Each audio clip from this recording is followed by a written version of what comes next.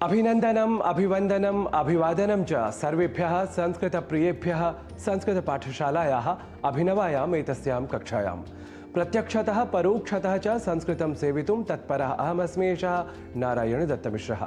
आपने ध्यान दिया होगा कि अहमस्मि यहाँ अस्मि बोलने के क्रम में मैंने अस्मि के ई इस ह्रस्व अक्षर का विशेष रूप से अर्थात लघुता के साथ उच्चारण किया है, क्योंकि संस्कृत में अक्षरों का उच्चारण व लेखन होता है विशेष, और विशेष इसलिए क्योंकि यह भाषा परिष्कृत है, स्वतः संस्कृत है, या कहें कि अत्यंत वैज्ञानिक है, यह आप जानते ही हैं। और संस्कृत की इसी वैज्ञानिकता को हम सर्वथा शुद्ध रूप में व्यवहारित कर सकें, इसी उद्देश्य के साथ हम आपके समक्ष आते हैं संस्कृत पाठशाला की कक्षाओं के साथ। इसी क्रम में आज कर लेते हैं ऐसे शब्दों के लेखन के बारे में विशेष चर्चा जो मूलतः संस्कृत के दो शब्दों या पदों से मिलकर बनते हैं, पर इनके लेखन के अत्यंत चिर परिचित व्यवहार को देखकर हम में से कई संस्कृत अनुरागियों और संस्कृतज्ञों को भी यह भ्रांति हो जाती है कि वे शब्द दो नहीं अपितु वह शब्द या पद एक ही है। देखिए, अभी मैंने कहा अपितु।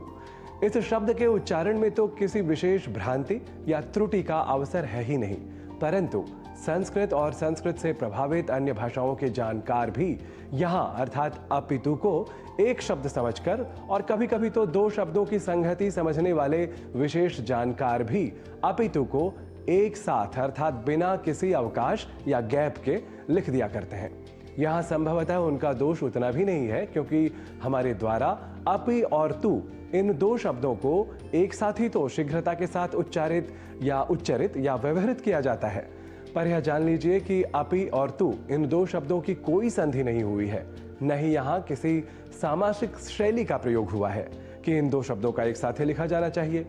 पर हाँ, पुरानी और नई संस्कृत के पुस्तकों में या कहें कि उन पुस्तकों के प्रकाशन में यह अवश्य अपितु इस श्लिष्ट रूप में ही हमें मुद्रित दिखता है।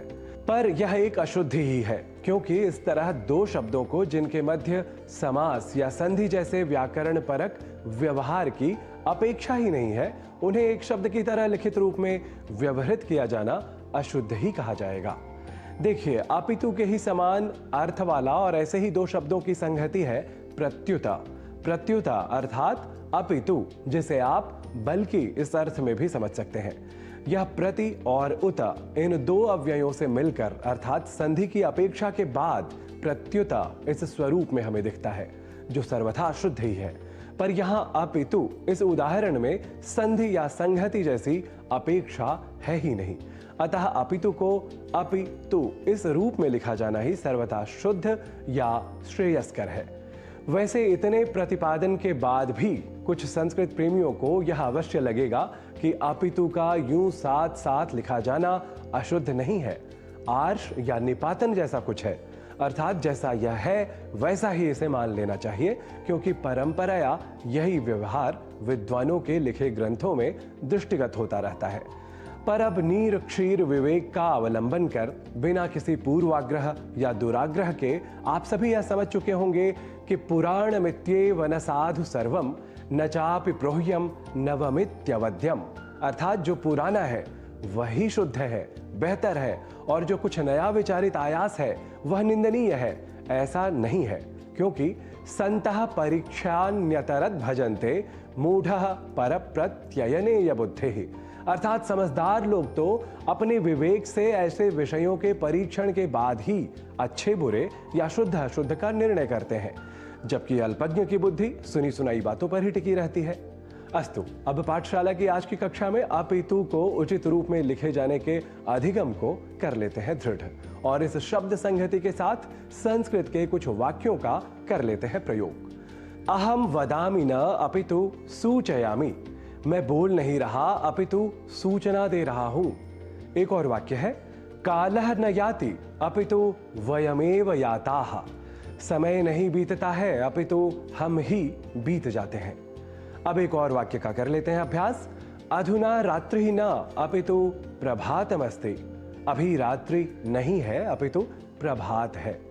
वारं वारं अभ्यासमेव न कुर्वन्तु अपितु सदा तथ्यम अपि स्मरन्तु, अर्थात बार बार अभ्यास ही न करें अपितु हमेशा तथ्य का स्मरण भी रखें। तो ऐसे ही अन्य वाक्यों के प्रयोग के माध्यम से अपितु को समुचित रूप में लिखने का और इससे जुड़े तथ्य को स्मृत रखने का करते रहें उपक्रम। संस्कृत पाठशाला की अगली कक्षा में हम लौटेंगे संस्कृत से संबद्ध ऐसी ही कुछ भ्रांतियों को दूर करने वाली प्रस्तुति के साथ। तावत् अनुमतिः देया भवद्भिः पुनरागमनाय। नमो नमः।